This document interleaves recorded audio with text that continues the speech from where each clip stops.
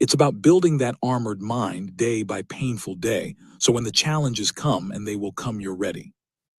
Not just to survive, but to fucking conquer.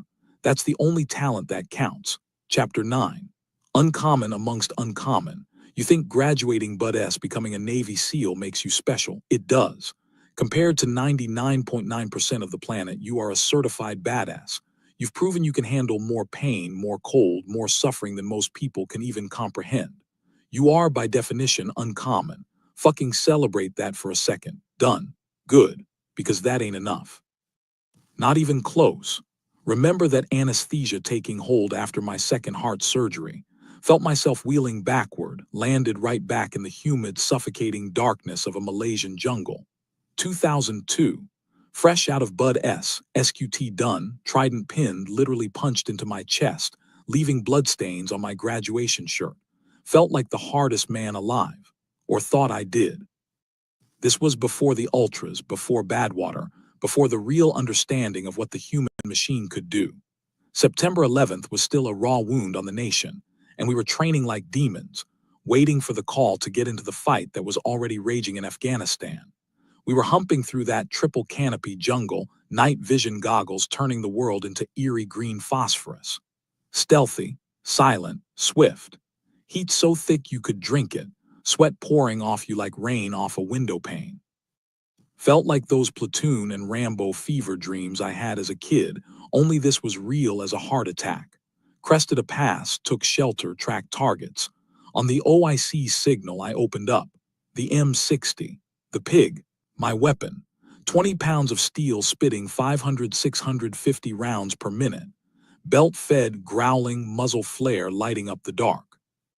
The recoil hammered through my entire body, adrenaline flooding every cell, narrowing my focus to a single point, me the weapon, the target getting shredded.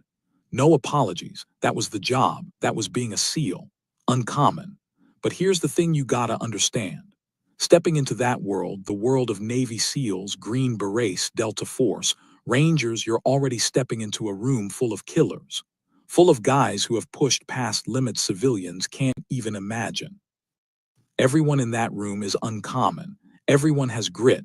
Everyone has proven something. So the question becomes, now what? Do you coast? Do you blend in? Do you become one of the boys? Or do you find another gear? Do you strive to become uncommon amongst uncommon? Most people, even in those elite circles, find a level. They get comfortable. They meet the standard, maybe exceed it sometimes, but they find a plateau. They enjoy the reputation, the camaraderie, the rock star status we got treated with on bases around the world. They party, they relax, they integrate back into a semblance of normal life between deployments. They become uncommon and then they stop climbing. I saw it in my first platoon. We trained like hell in Malaysia, getting ready for deployment. Run, swim, runs in the morning, rappelling, fast roping, shooting tactics. Our OIC and Dana DeCoster, his second in command, led from the front. Absolute studs, phenomenal athletes. My platoon chief, Kristen Beck, now hard motherfucker too, we competed. Every PT session was a competition. They wanted to beat me, I wanted to beat them. That competitive fire spread through the whole platoon.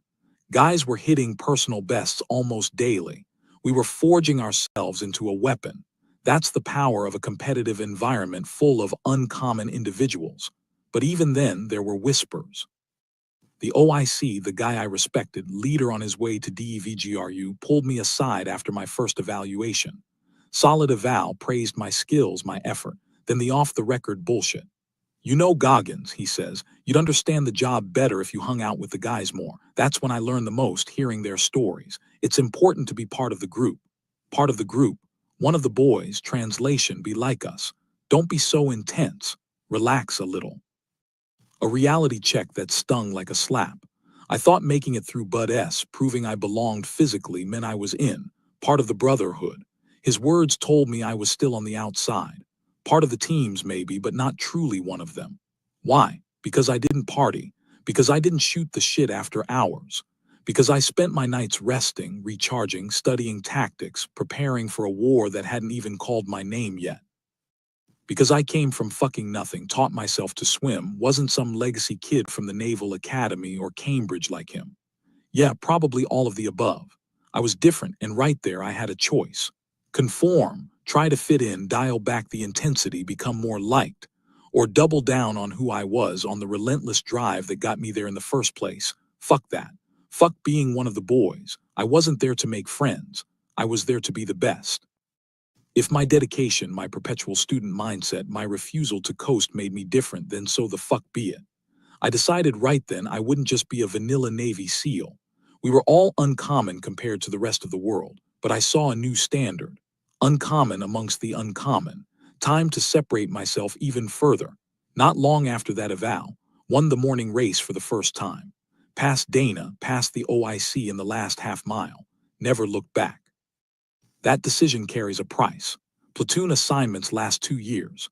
By the end, most guys are ready for a break. 2 wars raging, deployments almost guaranteed. They wanted downtime. Me? I didn't want or need a break. Uncommon amongst uncommon don't take breaks. While they were thinking about leave, I was already studying the other branches, the other special forces units. Rangers, Delta. Heard Ranger School was the best leadership school in the military. Knew I needed that. Put in 7 chit special requests to go. First 6. Ignored. New guy, stay in your lane, focus on being a SEAL, but I kept pushing. 7th chit went up the chain. Co of SEAL Team 5 signed off. I was in. My OIC heading off to DEVGRU himself, he saw it. Goggins, he said, shaking his head. You're the type of motherfucker who wishes you were a POW just to see if you have what it takes to last. He wasn't wrong. He knew the kind of man I was becoming. The kind willing, eager to seek out the hardest path, the deepest furnace, just to see what I was made of. Ranger School, Fort Benning, Georgia, early December. Only Navy guy in a class of 308 Army studs, greeted with skepticism. SEALs had quit before. They thought I was just another cocky spec ops tourist. Instantly stripped of rank, uniform, reputation. Officers, enlisted, SEALs, green berets, all maggots. All nobodies starting at zero. Loved it. Perfect reset. Proves that past accomplishments mean jack shit when you step into a new arena. You gotta prove it all over again. Day 1, split into companies, got appointed first sergeant of Bravo Company. Why? Original guy choked reciting the Ranger Creed after getting smoked on the pull-up bar. Ranger instructor RI was livid. Creed is everything to them. He scans the formation, eyes land on me. I know for a fact Old Navy here doesn't know the Ranger Creed. Motherfucker. Been studying it for months, cleared my throat, got loud, recited all 6 stanzas, word perfect, staring him down. Rangers lead the way, he tried to cut me off, I kept going, finished. He shook his head, last laugh his. Congratulations, Goggins, he said. You are now first sergeant. Fuck. Now responsible for 100 other maggots on top of getting my own ass through. Ranger School wasn't Bud-S physical punishment. Manageable. The real test was leadership under duress, sleep deprivation that rivaled Hell Week, starvation rations, constant patrolling, navigation, field exercises in brutal conditions.